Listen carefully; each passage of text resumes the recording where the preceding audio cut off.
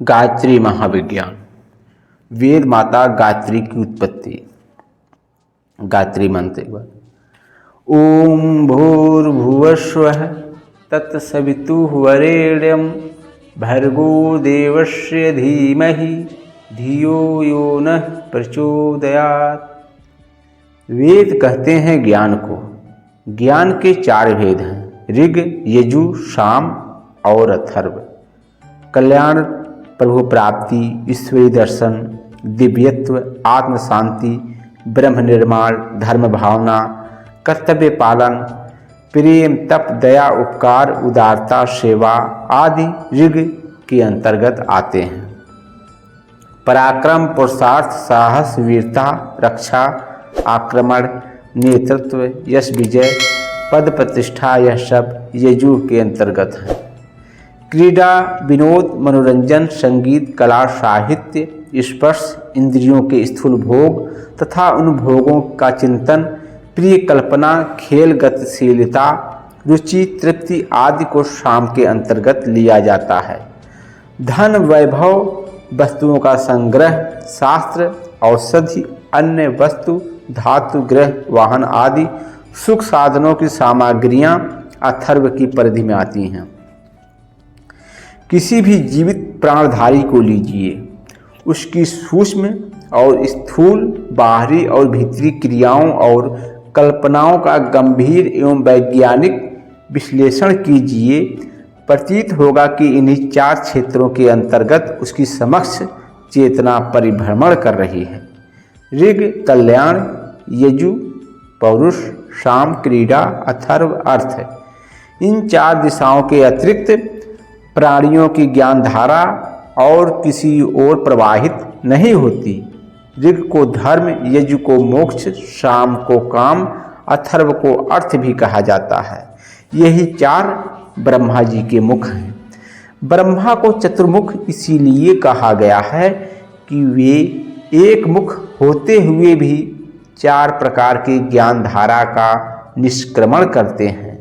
वेद शब्द का अर्थ है ज्ञान। इस प्रकार वह एक हैं, परंतु एक होते हुए भी वह प्राणियों के अंतःकरण में 4 प्रकार का दिखाई देता है। इसीलिए एक वेद को सुविधा के लिए 4 भागों में विभक्त कर दिया गया है। भगवान विष्णु की 4 भुजाएं भी यही हैं। इन 4 विभागों को स्वेच्छापूर्वक विभक्त करने के लिए 4 आश्रम और 4 वर्णों की व्यवस्था की गई है। बालक क्रीडावस्था में, तरुण अर्थावस्था में, वानप्रस्थ परुषावस्था में और सन्यासी कल्याणावस्था में रहता है। ब्राह्मण, ऋग, क्षत्रिय, यजु, वैश्य, अथर्व, साम, शूद्र हैं।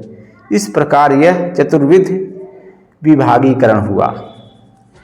यह 4 प्रकार के ज्ञान उस चैतन्य शक्ति के ही स्फुरण हैं जो सृष्टि के आरंभ में ब्रह्मा जी ने उत्पन्न की थी और जिसे शास्त्रकारों ने गायत्री नाम से संबोधित किया है।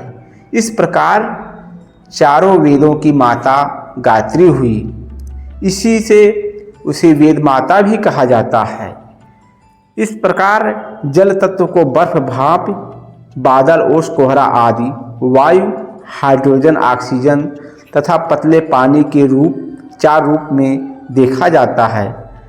जिस प्रकार अग्नि तत्व को ज्वलन, गर्मी, प्रकाश तथा गति के रूप में देखा जाता है, उसी प्रकार एक ज्ञान गायत्री के 4 वेदों के 4 रूपों में दर्शन होते हैं।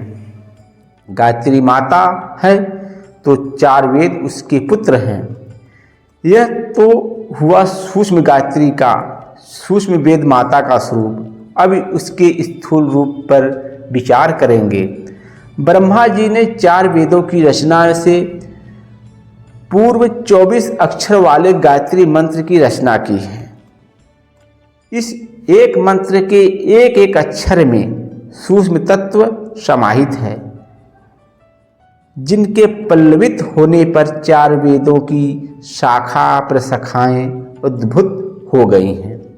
एक वट बीज के गर्भ में महान वट वृक्ष छिपा होता है। जब वह अंकुर रूप में उगता है, वृक्ष के रूप में बड़ा होता है, तो उसमें असंख्य शाखाएं, टहनियाँ, पत्ते, फूल, फल लद जाते हैं। इन सब का इतना विस्तार होता है जो उस मूल वट बीज की अपेक्षा करोड़ों अरबों गुना बड़ा होता है। गायत्री के 24 अक्षर भी ऐसे ही बीज हैं जो प्रस्फुटित होकर वेदों के महाविस्तार के रूप में अवस्थित होते हैं। व्याकरण शास्त्र का उद्गम शंकर जी के वे 14 सूत्र हैं जो उनके डमरू से निकले थे। एक बार महादेव ने आनंद मग्न होकर अपना प्रिय वाद्य डमरू बजाया। उस डमरू में से 14 ध्वनियाँ निकली।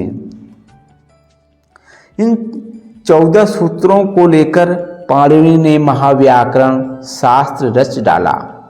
उस रचना के पश्चात उसकी व्याख्याएं होते होते आज इतना बड़ा व्याकरण शास्त्र प्रस्तुत है जिसका एक भारी संग्रहालय बन जा सकता है। गायत्री मंत्र के 24 अक्षरों से इसी प्रकार वैदिक साहित्य के अंग प्रत्यंगों का प्रादुर्भाव हुआ है। गायत्री सूत्र है तो वैदिक ऋचाएँ, उनकी विस्तृत व्याख्या शेष अगले भाग में।